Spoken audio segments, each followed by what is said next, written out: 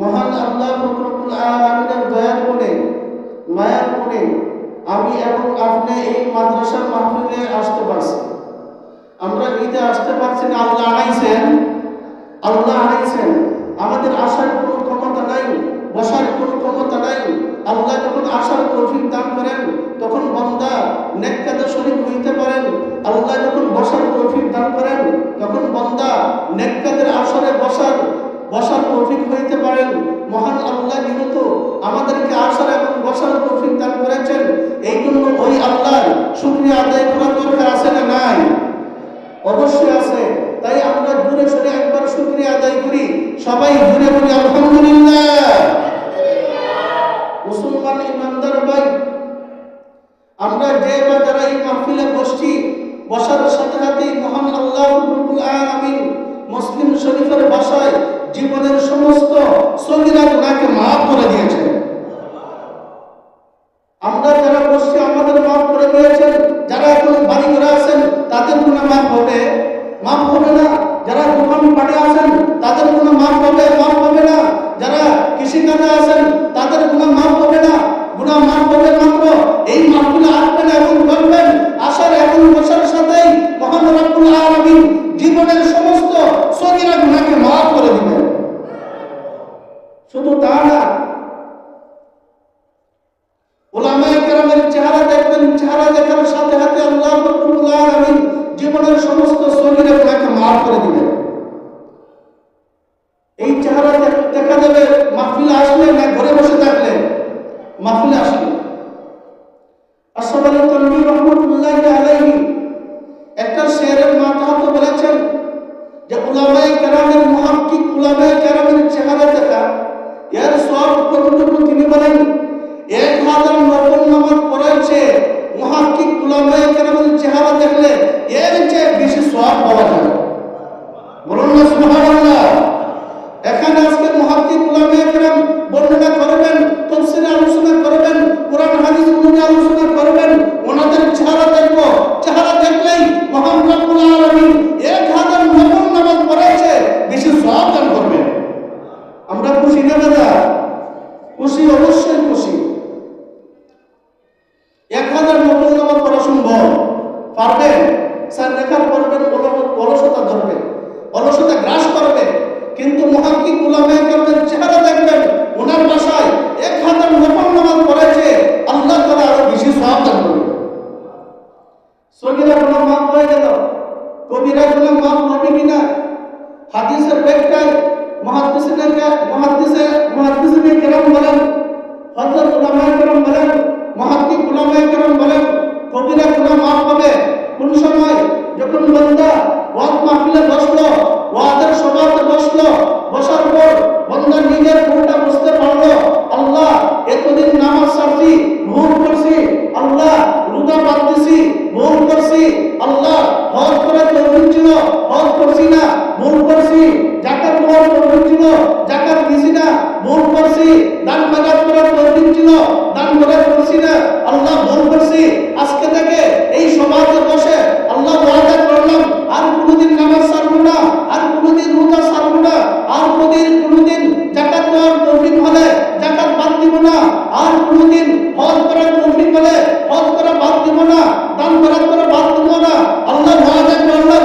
এই ওয়াদা যদি করেন আর সৌখের বাড়ি বানাইতে পারেন, তাহলে এই সভা থেকে ওটার সাথে হাতেই মহান রব্বুল আলামিন জীবনের সমস্ত কবিরা গুনাহকে মাফ করে দিবেন। সুতরাং আমরা খুশি না দাদা? আরেকবার জোরে সোরে বলি আলহামদুলিল্লাহ। মুসলমান ইমানদার ভাই, আল্লাহ রব্বুল আলামিন আমাদেরকে সৃষ্টি করেছেন তার ইবাদত করার জন্য। আল্লাহ তাআলা বলেন, ওমা খালাকুল জিন্না ওয়াল ইনসা ইল্লা লিয়াবুদুন, আমি জিন জাতিকে এবং মানুষ জাতিকে সৃষ্টি করেছি একমাত্র আমার ইবাদত করার জন্য। সুতরাং এই ইবাদত যেমনিভাবে আমাদের পুরুষদের করা দরকার, ঠিক তেমনিভাবে এই আল্লাহ তাআলার এই ইবাদত মহিলাদেরও করা দরকার। না শুধু আমাদের পুরুষদের দরকার, পুরুষের না, আল্লাহ তাআলা ইবাদত করা, গোলামি করা যেমনিভাবে পুরুষদের জন্য প্রয়োজন, এইভাবে আল্লাহ তাআলার গোলামি করা, ইবাদত করা মহিলাদের জন্য প্রয়োজন।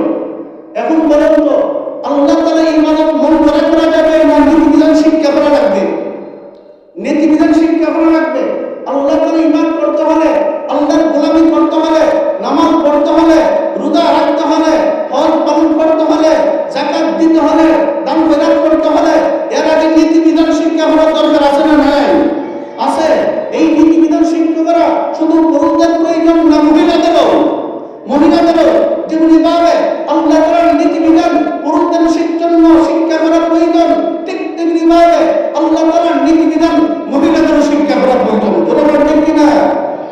কারণ ইবাদত শুধু পুরুষের উপর ফরজ না, মহিলাদের উপর ফরজ। মহিলাদের উপর ফরজ। এই জন্য মহিলারা কিভাবে সঠিকভাবে ইবাদত করতে পারে এই নীতিবিধান শিক্ষা করার জন্য সরকারের আশপাশের পঞ্চগ্রামের মুরব্বীরা এই মাদ্রাসা দিয়েছে। কারণ যেমনিভাবে পুরুষের নামাজ পড়া লাগবে, মহিলাদের নামাজ পড়া লাগবে, যেমনিভাবে পুরুষের রোজা রাখা লাগবে, মহিলাদের রোজা রাখা লাগবে, যেমনিভাবে পুরুষের হজ করার তৌফিক হলে হজ করা লাগবে, মহিলাদেরও হজ করার তৌফিক হলে হজ করা লাগবে, যেমনিভাবে পুরুষের জাকাত দেওয়ার তৌফিক হলে জাকাত দেওয়া লাগবে, ঠিক তেমনিভাবে মহিলাদেরও জাকাত দেওয়ার তৌফিক হলে জাকাত দেওয়া লাগবে। সুতরাং যেমনিভাবে পুরুষের জন্য নামাজের নীতিবিধান শিক্ষা করা জরুরি, রোজার নীতিবিধান শিক্ষা করা জরুরি, হজের নীতিবিধান শিক্ষা করা জরুরি, জাকাতের নীতিবিধান শিক্ষা করা জরুরি, দান খয়রাতের নীতিবিধান শিক্ষা করা জরুরি, ঠিক তেমনিভাবে মহিলাদের জন্য এই সমস্ত ইবাদতগুলোর নীতিবিধান শিক্ষা করা জরুরি। বলবেন ঠিক কিনা? শুধু পুরুষের জন্য না, মহিলাদের জন্য। মহিলাদের জন্য আরো বেশি জরুরি। কারণ একজন মহিলা যদি দিনদার হয়ে যায়, আশা করা যায় এই ফ্যামিলিটা দিনদার হয়ে যাবে। বলবেন ঠিক কিনা? একজন মহিলা যদি দিনদার হয়ে যায়, আশা করা যায় এই ফ্যামিলিটা দিনদার হয়ে যাবে। একজন মহিলা যদি দিনদার হয়ে যায়, আশা করা যায় এই ফ্যামিলিতে আল্লাহর পক্ষ থেকে রহমত এবং বরকত আসবে। কারণ দিনদার মহিলা কখনো রোজা বাদ দিবে না, দিনদার মহিলা কখনো নামাজ পড়া বাদ দিবে না। ওইদিকে স্বামী ব্যবসা করবে, ওইদিকে স্বামী কৃষিকাজ করবে, ওইদিকে স্বামী লন্ডন থাকবে, একদিকে স্বামী আমেরিকা থাকবে, একদিকে স্বামী সৌদি আরব থাকবে, ওইদিকে দিনদার মহিলা ঘরে বসে নামাজ পড়বে, তার স্বামীর জন্য দোয়া করবে, আল্লাহ আমার স্বামীর হায়াতে বরকত দিয়া দাও, আমার স্বামীর ইনকামে বরকত দিয়া দাও, আমার স্বামীর কৃষিকাজে বরকত দিয়া দাও, আল্লাহ আমার স্বামীর লন্ডনের ইনকামে বরকত দিয়া দাও। ওইদিকে মহিলা দোয়া করবে, স্বামী ইনকাম করবে, দেখবেন ওই ঘরের মধ্যে আল্লাহর পক্ষ থেকে রহমত এবং বরকত দ্বারা উজালা হয়ে যাবে। সুবহানাল্লাহ, রাস্তা বলেন, আরে বলুন না সুবহানাল্লাহ। সুবহানাল্লাহ বললে লাভ না লস? আরে বলুন না লাভ না লস? মেম্বার সাহেবের মার্কা নিয়া একটা কাপ চা খাওয়ার জন্য, একটা বিস্কুট খাওয়ার জন্য চিল্লাইতে চিল্লাইতে আপনি গলাকে শেষ করে দেন। মুসলমান ইমানদার ভাই, মেম্বার সাহেবের মার্কা নিয়া চিল্লাইতে চিল্লাইতে যদি আপনি মারা যান, জান্নাতের সার্টিফিকেট দেওয়া যাবে না, গ্যারান্টি দেওয়া যাবে না। চেয়ারম্যান সাহেবের মার্কা নিয়া চিল্লাইতে চিল্লাইতে যদি আপনি মারা যান, জান্নাতের গ্যারান্টি দেওয়া যাবে না। এমপি সাহেবের মার্কা নিয়া চিল্লাইতে চিল্লাইতে যদি আপনি মারা যান, জান্নাতের গ্যারান্টি দেওয়া যাবে না। মন্ত্রী সাহেবের মার্কা নিয়া চিল্লাইতে চিল্লাইতে যদি আপনি মারা যান, জান্নাতের গ্যারান্টি দেওয়া যাবে না। পক্ষান্তরে সুবহানাল্লাহ ঘুরে বলেন, আলহামদুলিল্লাহ ঘুরে বলেন, আল্লাহু আকবার ঘুরে বলেন, লা ইলাহা ইল্লাল্লাহ ঘুরে বলেন। এতে যদি মৃত্যু হয়ে যায়, মহান রব্বুল আলামিন আপনাকে শহীদের মর্যাদা দান করবেন। আরে ঘুরে বলেন না সুবহানাল্লাহ। সুতরাং মহিলাদের জন্য দিন শিক্ষা করা জরুরি। এই জন্য রাসূল এক হাদিসে বলেছেন, আল্লিমু নিসাআকুম আল মাকাসিদুল হাসানা।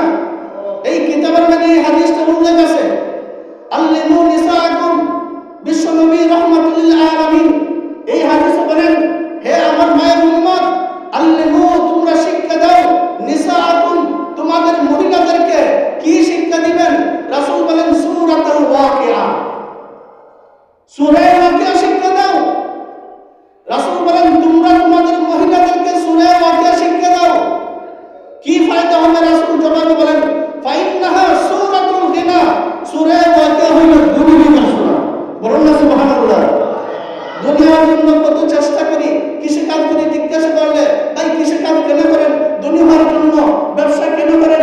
দুনিয়ার জন্য। সৌদি গেছেন কেন? দুনিয়ার জন্য। লন্ডন গেছেন কেন? দুনিয়ার জন্য। আমেরিকা গেছেন কেন? দুনিয়ার জন্য। জোরে বলুন ঠিক কিনা? কিন্তু ধনী কিভাবে হবেন সেই মাধ্যম আমরা জানি না। রাসূল বলেছেন, হে পুরুষরা তোমরা তোমাদের মহিলাদেরকে সূরা ওয়াকিয়া শিক্ষা দাও। কারণ সূরা ওয়াকিয়া হইলে ধনী হইবে না। অনেক সময় দেখা যায় মানুষ কৃষি কাজ করে, অনেক টাকা সে ব্যয় করে দেখা যায় সমান সমান কোনো আয় নাই। জোরে ঠিক কিনা? লন্ডন গেছে, আমেরিকা গেছে, লাখ লাখ টাকা ইনকাম করে, কিন্তু বছর শেষে দেখা যায় একটা আয় নাই। আয় হতে কিভাবে? আপনার স্ত্রীকে আপনার সূরা ওয়াকিয়া শিক্ষা দেন নাই, আপনার মেয়েকে আপনার সূরা ওয়াকিয়া শিক্ষা দেন নাই। হ্যাঁ বলুন, আপনার স্ত্রীকে সূরা ওয়াকিয়া শিক্ষা দেন, আপনার মেয়েকে সূরা ওয়াকিয়া শিক্ষা দেন। ওই সূরা ওয়াকিয়া শিক্ষা দেওয়ার পর আপনি কৃষি কাজে লাগে দেন। একদিকে কৃষি কাজ করবেন, অপরদিকে আপনার মেয়ে আপনার স্ত্রী মাগরিবের নামাজ আদায় করার পর সূরা ওয়াকিয়া তেলাওয়াত করবেন। আল্লাহ কৃষি কাজে বরকত দিয়ে দিবেন। আপনি সূরা ওয়াকিয়া শিক্ষা দিয়া আপনি ব্যবসাতে লেগে দেন। আপনার মেয়েকে আপনার স্ত্রীকে একদিকে ব্যবসা করবেন, অপরদিকে আপনার স্ত্রী সূরা ওয়াকিয়া পড়বেন। আল্লাহ তাআলা আপনার ব্যবসাতে বরকত দিবেন। একদিকে আপনার স্ত্রী সূরা ওয়াকিয়া পড়বেন, আল্লাহ তাআলা আপনার মন্ডলী ইনকামে বরকত দিয়ে দিবেন। আমরা তো শুধু দুনিয়ার চেষ্টা করি, কিন্তু পদ্ধতি জানি না। অনেক চেষ্টা করি, লাখ লাখ টাকা ইনকাম করে দেখা যায় বরকত নাই। বরকত থাকবে কিভাবে? আপনার মেয়ে সূরা ওয়াকিয়া তেলাওয়াত করে না, আপনার স্ত্রী সূরা ওয়াকিয়া তেলাওয়াত করে না, বিদায় আপনার ঘরের মধ্যে আল্লাহর পক্ষ থেকে বরকত নাই। আল্লাহর পক্ষ থেকে বরকত হতে হলে মেয়েদেরকে সূরা ওয়াকিয়া শিক্ষা দেন, আপনার মেয়েকে সূরা ওয়াকিয়া শিক্ষা দেন, আপনার স্ত্রীকে সূরা ওয়াকিয়া শিক্ষা দেন। দেখবেন এরা মাগরিবের নামাজ আদায় করার পর সূরা ওয়াকিয়া তেলাওয়াত করবে, আল্লাহর কাছে দোয়া করবে, আল্লাহ তাআলা আপনার ইনকামে বরকত দিয়ে দিবেন। এই জন্য বলা হয়েছে একজন মহিলা যদি দিনদার হয়ে যায়, আশা করা যায় এই ফ্যামিলিটা দিনদার হয়ে যাবে। একজন মহিলা যদি ভালো হয়ে যায়, আশা করা যায় এই ফ্যামিলিটা ভালো হয়ে যাবে। কারণ ফ্যামিলি মধ্যে মহিলাদের অগ্রাধিকার থাকে, ক্ষমতা থাকে বেশি। জনগণ ঠিক কিনা? মুসলমান ইমানদার ভাই, এই জন্য বলা হয়েছে একজন মহিলা যদি এই মাদ্রাসাতে লেখাপড়া করে, এরপর ঠিকমতো নামাজ পড়ে, ঠিকমতো রোজা রাখে, আল্লাহর নীতি বিধান পালন করে, ঠিকমতো আল্লাহর নীতি বিধান পালন করে, আপনারা বলুন তো এই গর্ভে থেকে ইবলিসের মতন কোন শয়তান সন্তান জন্ম হবে না? ফেরাউনের মতন সন্তান জন্ম গ্রহণ করবে না, নমরুদের মতন সন্তান জন্ম গ্রহণ করবে না, তসলিমা নাসরিনের মতন সন্তান জন্ম গ্রহণ করবে না। বরং এই গর্ভে থেকে আশা করা যায় নেককার সন্তান জন্মগ্রহণ করবে। কি বলে? আপনারা ইতিহাস খুঁজেন, আপনারা ইতিহাস তালাশ করে দেখেন, যে আবার যারা বড় আলিম হয়েছেন, বরং আলিম হওয়ার পিছনে মা অবদান রয়েছে। আমাদের সুনামগঞ্জের সুনাম আল্লামা নুরুল ইসলাম খান দামাত বরকাতুল আলিয়া, তিনি বড় আলিম হয়েছেন। বড় আলিম হওয়াতে মার অবদান রয়েছে। শেখ গাজী রহমাতুল্লাহ আলাইহি বড় আল্লাহওয়ালা হয়েছেন। বড় আল্লাহওয়ালা হওয়াতে মার অবদান রয়েছে। আমার এই হুজুর বড় আলিম হয়েছেন, তালাশ করে দেখুন, বড় আলিম হওয়ার পিছনে মার অবদান রয়েছে। শেখ গাজী রহমাতুল্লাহ আলাইহি বড় আলিম হয়েছেন, বড় আলিম হওয়ার পিছনে মার অবদান রয়েছে। শেখ কৌরিয়া রহমাতুল্লাহ আলাইহি বড় আলিম হয়েছেন, বড় আলিম হওয়ার পিছনে মার অবদান রয়েছে। হুসাইন আহমদ মাদানী রহমাতুল্লাহি আলাইহি বড় আলিম হয়েছেন, বড় আলিম হওয়ার পিছনে মার অবদান রয়েছে। কাসিমুল উলুম ওয়াল মারিফা কাসিম নানুতুবি রহমাতুল্লাহি আলাইহি বড় আলিম হয়েছেন, বড় আলিম হওয়াতে মার অবদান রয়েছে। জনগণ ঠিক কিনা? দেখবেন মার অবদান রয়েছে। যে যারা ভালো সন্তান, নেককার সন্তান, এরা নেককার হওয়াতে, ভালো হওয়াতে মার অবদান রয়েছে। মার অবদান সন্তানের প্রতি বেশি থাকে। ইমাম শাফি রহমাতুল্লাহ আলাইহি ওনার জীবনেতে পাওয়া যায়।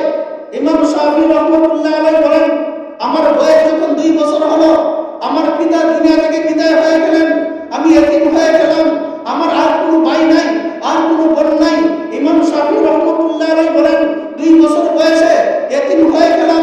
যেই মুহূর্তে আমি মোটামুটি কথাবার্তা বলতে পারি, আমার মা চিন্তা করতে লাগলেন, আমার আম্মা জান চিন্তা করতে লাগলেন, ইমাম শাফিকে কি করা যায়? তার তো বাপ নাই, এই ঘরের মধ্যে ইনকামের কোনো ব্যবস্থা নাই, আমার মাত্র একটা ছেলে।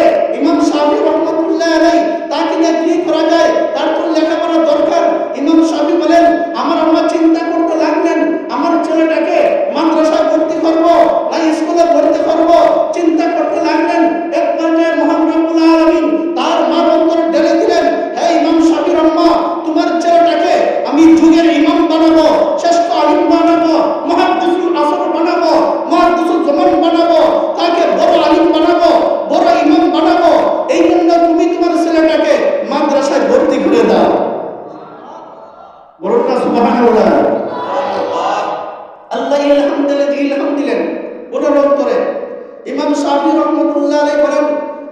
আমাকে হিফজখানা ভর্তি করে দিলেন, মাদ্রাসায় ভর্তি করে দিলেন, মাদ্রাসায় ভর্তি করে দিলেন। কোরআন মুখস্থ করতে লাগলাম, কোরআন পড়তে লাগলাম। ইমাম শাফি রহমতুল্লাহ আলাইহি ওনার নিজের ভাষায় হাফিজুল কোরআন কামিলান সাবা সিনিন, ইমাম শাফি রহমতুল্লাহ আলাইহি বলেন আমি 7 বছর বয়সে 30 পারা কোরআন মুখস্থ করে ফেললাম। সুবহানাল্লাহ, ওয়াস্তে বলেন সুবহানাল্লাহ। এই যুবক, তুমি চেষ্টা করলে পারবাই। তুমি 7 বছর কেন, তুমি 10 বছরে পারবে না। ইমাম শাফি রহমতুল্লাহ আলাইহি ওনার বয়স মাত্র 7 বছর, যেই বয়সে আমরা ঠিকমতো কথাবার্তা বলতে পারি না। ইমাম শাফি বলেন আমি 7 বছর বয়সে 30 পারা কোরআন মুখস্থ করে ফেললাম। 7 বছর বয়সে মুখস্থ করে ফেললেন 30 পারা কোরআন। সাধারণ ব্যাপার না, অসাধারণ ব্যাপার। আসলে আমাদের একজন ইমাম সাহেব, ইমাম মুহাম্মদ রহমতুল্লাহ আলাইহি, ইমাম আযম আবু হানিফা রহমতুল্লাহ আলাইহি বিশেষ শাগির্দ হলেন, ছাত্র হলেন ইমাম মুহাম্মদ রহমতুল্লাহ আলাইহি। ওনার জীবনে আসুন, ইমাম মুহাম্মদ রহমতুল্লাহ আলাইহি উনি জমিদার ফ্যামিলির ছিলেন, বদ্র ফ্যামিলির ছিলেন, শিল্পপতি ফ্যামিলির ছিলেন। ওনার পিতা ছিলেন খুবই ধনী, ধনাঢ্য ফ্যামিলির ছিলেন। কিন্তু ওনার পিতার ইচ্ছা হলো তার সন্তানটাকে মাদ্রাসায় পড়াইবে।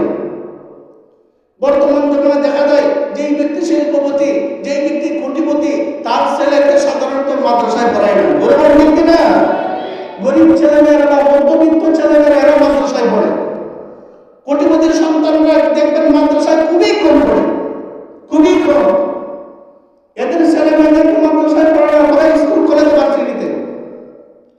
আচ্ছা, আমি আপনাদেরকে জিজ্ঞাসা করি, আমার ছেলেটাকে যদি মক্তব্য পড়াই না, আমার মেয়েটাকে যদি মক্তব্য পড়াই না, যখন সে বড় হয়ে সরকারি চাকরি করলো, যখন সে বড় হয়ে লন্ডন চলে গেল, যখন সে বড় হয়ে আমেরিকা চলে গেল, যখন সে বড় হয়ে ইউরোপ চলে গেল, যখন সে বড় হয়ে সৌদি আরব চলে গেল, সে তো মুসলমানের সন্তান। একদিন নামাজ পড়া লাগবে না? ওই দিন কবিতার দ্বারা নামাজ পড়া যাবে, ইংরেজি দ্বারা নামাজ পড়া যাবে, যে কোনো ভাষাতে নামাজ পড়া যাবে। নামাজ পড়তে হলে কি লাগবে? কোরআন লাগবে। নামাজ পড়তে হলে কি লাগবে? কোরআন লাগবে। হ্যাঁ মুসলমান, আপনার ছেলেকে স্কুলে পড়ান, কোনো বাধা নেই। আপনার ছেলেকে ভার্সিটিতে পড়ান, কোনো বাধা নেই। আপনার ছেলেকে লন্ডনে পাঠান, কোনো বাধা নেই। আপনার ছেলেকে আমেরিকা পাঠান, কোনো বাধা নেই। আপনার ছেলেকে সৌদি পাঠান, কোনো বাধা নেই। কিন্তু আপনার ছেলে মুসলমান, মুসলমানের নামাজ পড়া লাগবে। বলুন ঠিক কিনা? নামাজ পড়তে হলে আকুম বাকুম দ্বারা নামাজ পড়া যাবে না, আইরাই কে দ্বারা নামাজ পড়া যাবে না, কবিতার দ্বারা নামাজ পড়া যাবে না। নামাজ পড়তে হলে কোরআন লাগবে। বলুন ঠিক কিনা?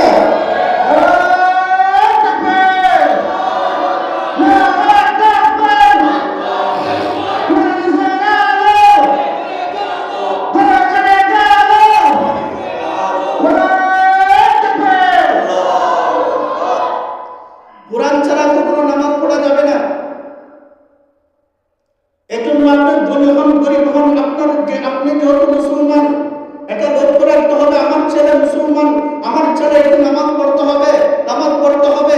এখন যদি শিশুকালে তাকে মক্তবে পড়াই বা নুরানিতে পড়াই আর কোরআনটা ঠিক মতো পড়তে পারে, যেই মুহূর্তে আমার ছেলে বালিগ হয়ে যাবে, বালিগ হওয়ার পর নামাজ যখন পড়তে শুরু করবে, তখন আমার কথা স্মরণ হবে, আমার আব্বা আমাকে কোরআন শিক্ষা দিয়েছেন, বিধান নামাজ পড়তেছি। আমার আব্বা আমাকে কিছু মাসআলা শিক্ষা দিয়েছেন, বিধান নামাজ পড়তেছি। ওই সময় সন্তানের মুখ দিয়া, সন্তানের অন্তর থেকে সুদুয়া বের হবে কি হবে না? বের হবে। পক্ষান্তরে আপনার ছেলেকে আপনি দ্বীন শিক্ষা দিলেন না, কোরআন শিক্ষা দিলেন না, স্কুলে পড়াইলেন, ভার্সিটিতে পড়াইলেন, বড় অফিসার হলো, বড় অফিসার হওয়ার পর একদিন সে চেষ্টা করলো নামাজ পড়ার জন্য, নামাজ পড়তে পারবে? সূরা ফাতিহা পড়ে নামাজ পড়তে পারবে? নামাজ পড়তে পারবেন না। একদম ডিসি সাহেব, বাস্তব ঘটনা, ডিসি সাহেব ওনার আব্বা মারা গেল। মারা যাওয়ার পর উনি কাঁদতে লাগলেন, টুকরা টুকরা কাঁদতে লাগলেন। মানুষ বলতে লাগলেন, ডিসি সাহেব আপনি